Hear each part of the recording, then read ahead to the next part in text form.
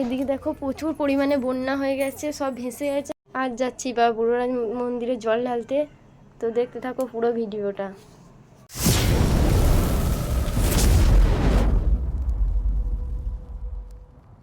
Hello বন্ধুরা, welcome back to my channel.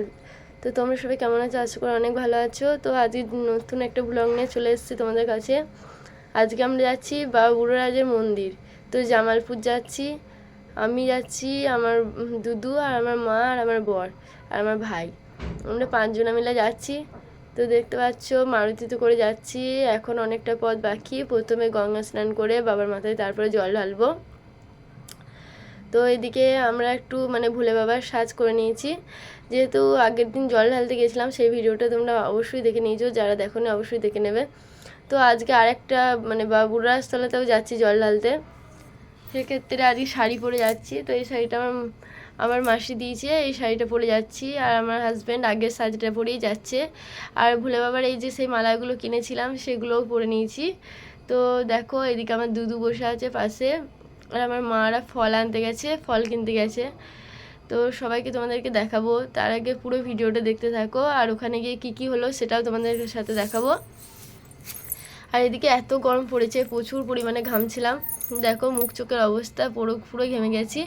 আর মারুতিতে উঠলে আমার একটু গা বমি দেয়, তো সেক্ষেত্রে গা বমিও দিচ্ছিল। এবার আমরা গাড়ি থেকে নেমে পড়েছি। এবার গঙ্গা স্নান করব, তারপর বাবার মাথায় জল ঢালবো। এবার গঙ্গা স্নান করব, গঙ্গার ঘাটে চলে এসেছি। গঙ্গা স্নান হয়ে গেলে তারপরে জল ঢালতে যাব। দেখতে দেখতে বাবার স্থানে চলে এসেছি।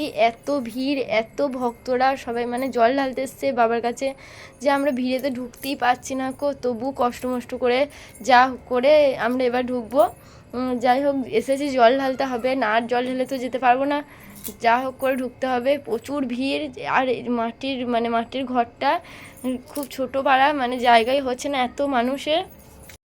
জল ঢালা হয়ে গেল, আর ওখানে এত ভিড়, ভিডিও করতে পারবো না, তো বাইরেটা একটু ভিডিও করলাম।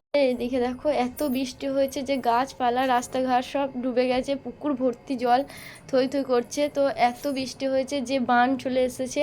তো আমরা এদিকে বান দেখতে যাচ্ছিলাম।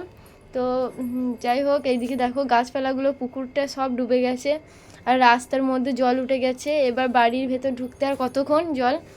তো বাড়ির ভেতরে আর কিছুদিন বৃষ্টি হলে বাড়ি ঘরগুলো সব ডুবে যাবে। তো ঠাকুরের কাছে এটাই প্রার্থনা, যেন এত বৃষ্টি না হয়, যে মানুষ কি খাবে এরপরে।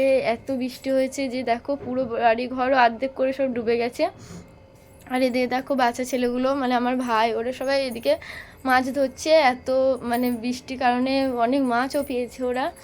যাই হোক, মাছটা আগে নয়, এত বন্যায় মানুষ কোথায় যাবে এখন। তো যাই হোক, বৃষ্টিটা যেন এতটা না হয়, ঠাকুরের কাছে এটাই প্রার্থনা করব। বাড়ি ঘরগুলো দেখতেই পাচ্ছ, মাটির বাড়িগুলো তো পুরো ডুবে গেছে, মাটির বাড়ি তো ভেঙে যাচ্ছে।